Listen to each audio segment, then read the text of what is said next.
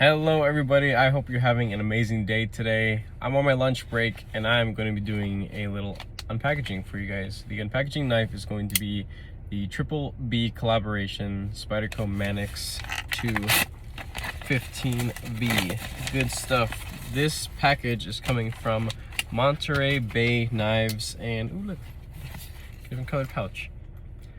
So, if you guys have watched other prior video of mine, I gave a horrendous review on a more budget-oriented MBK. It was a mini old guard in double natural micarta, and just it wasn't for me. I like the knife for its design, but there was a lot of issues with fit and finish. But regardless, I decided to give them another shot. They came out with another mini old guard. This is a more premium one with a blade shape that I really like. So extra hardware goodies, you get extra stop pin, back spacers, thumb studs, washers, and pretty much a whole brand new set of hardware, which is sweet. Nice little cloth, and then here is the knife in here. Like these pouches, they're multi-pockets and stuff. Here is the knife. This is the mini old guard and full tie, pretty sweet, including the back spacer and clip. The blade is a satin finish, but I think I can change that now finally.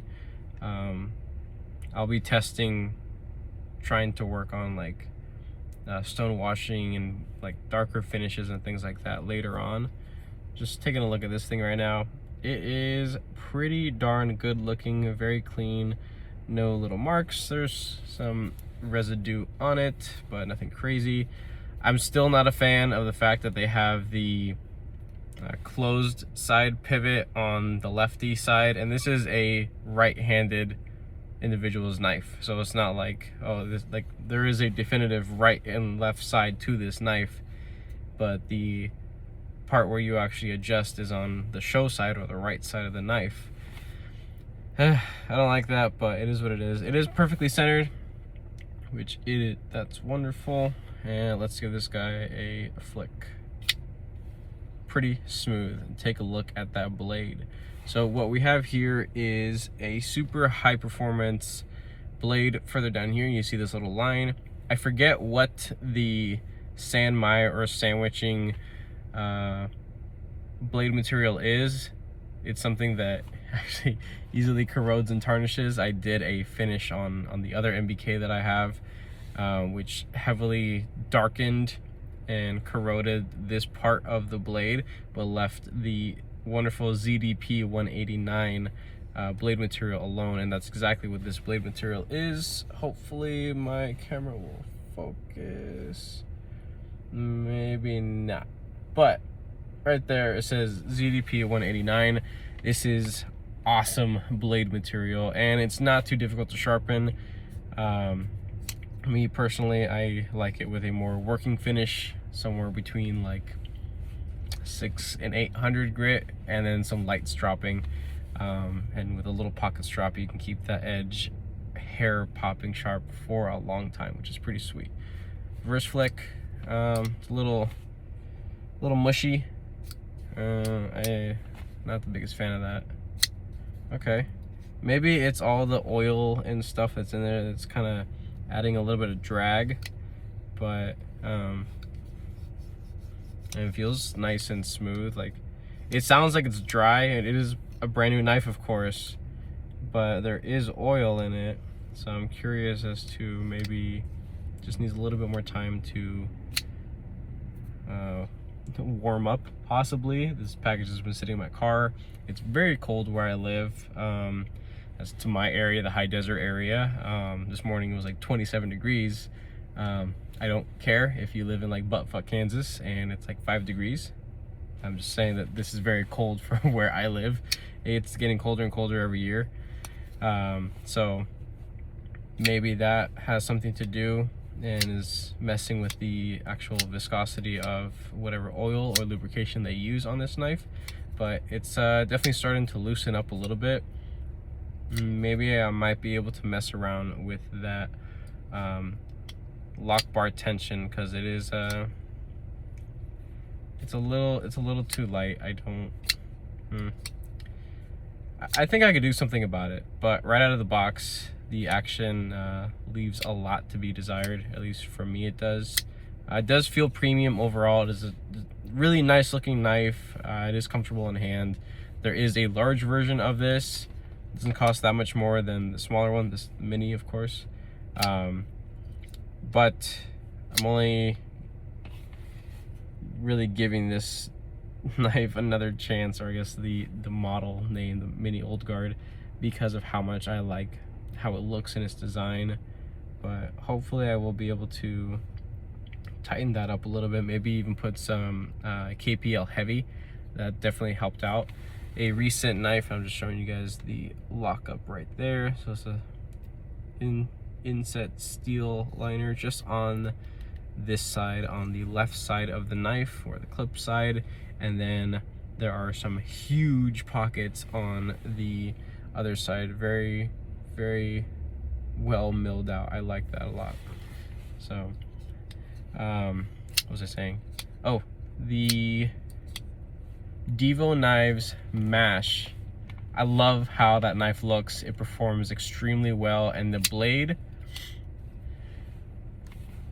feels like it's a heavier duty blade, but the action, for whatever reason, was just getting lighter and lighter and lighter, and I was having deployment issues where it was just getting kind of like meh.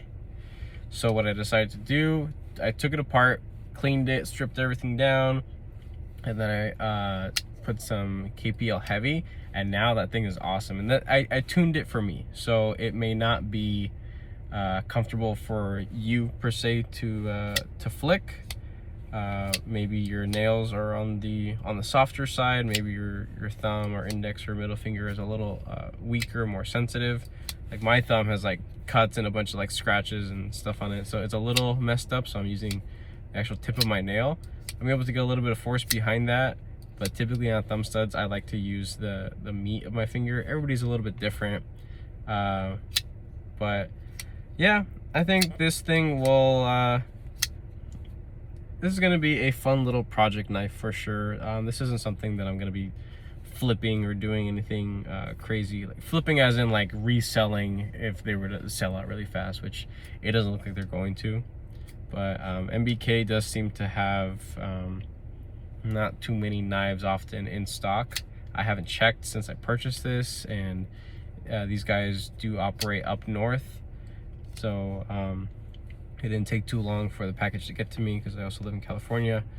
But yeah, hopefully this thing loosens up a little bit more, and when I get home after today, I'll take this thing apart, clean it, stuff like that. It's not typically something that a consumer, because I am a consumer, it's not really something that I would like to have to do on day one with a knife, especially when you're spending as much as this thing cost. I think it was like $225 around there.